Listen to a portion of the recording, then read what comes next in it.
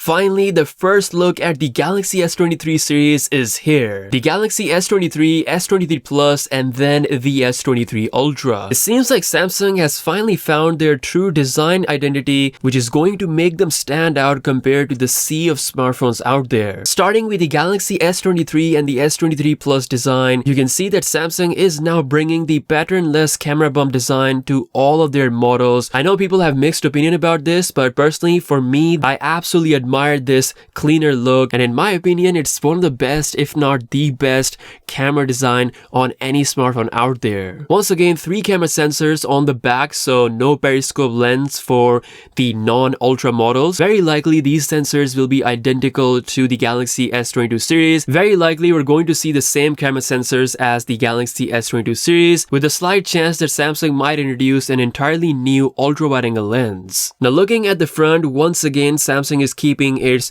beautiful bezel-less flat display look. You can see the punch hole in the middle, which could have a brand new front camera sensor. We've got same positions for the buttons and the ports, and thankfully the SIM card tray is still present on the Galaxy S23 series, so thankfully Samsung is not copying the iPhone 14. As for the S23 Ultra, it's gonna look pretty much the same as the S22 Ultra, with slightly less curve from the back and from the front. It's to the point where it's literally no difference whatsoever. It's keeping that same design, and in my opinion it's a pretty good decision. There's no need for Samsung to make the cameras look bigger like we have seen on so many Chinese phones like Xiaomi, Infinix. Like all these phones have already adopted that look. So it makes sense for Samsung to keep this identity, something that's going to make them stand out compared to the competition. Let me know what you think about the design in the comment section below. Now guys, stop hoping for a charger to ever come back inside the box. Instead, it's time to invest in a proper good fast charger that will cover all your needs. I bring you the Ugreen Nexode Mini 45-watt charger, now 45% smaller than the original model. This one charger can fast charge your iPhone or Android phones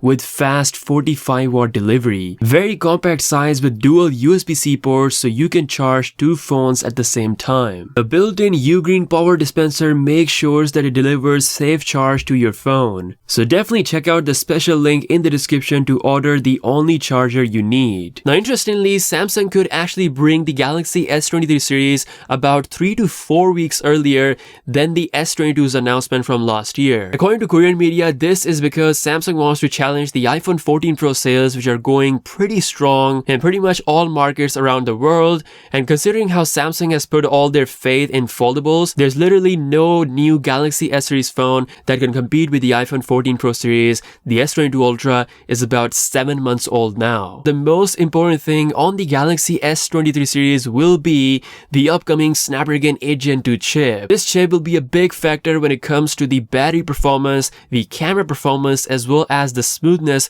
of the whole UI. And well, we have some good news to report. According to Universe, the configuration for the Snapdragon 8 Gen 2 is looking pretty strong, and thankfully it is built on the TSMC 4nm process, same as the iPhone 14 Pro's Apple A16 chip, and it's got a big improvement for NPU, ISP, and GPU, meaning we're gonna get better performance in terms of gaming, battery, and camera usage. I'm really excited for the next big thing from Qualcomm, and since we're not getting a huge design change, I'm hoping that we could see a price drop with the S23 series. That's all for this video. Let me know your thoughts in the comments below. With that being said, I'll see you guys later. Peace out.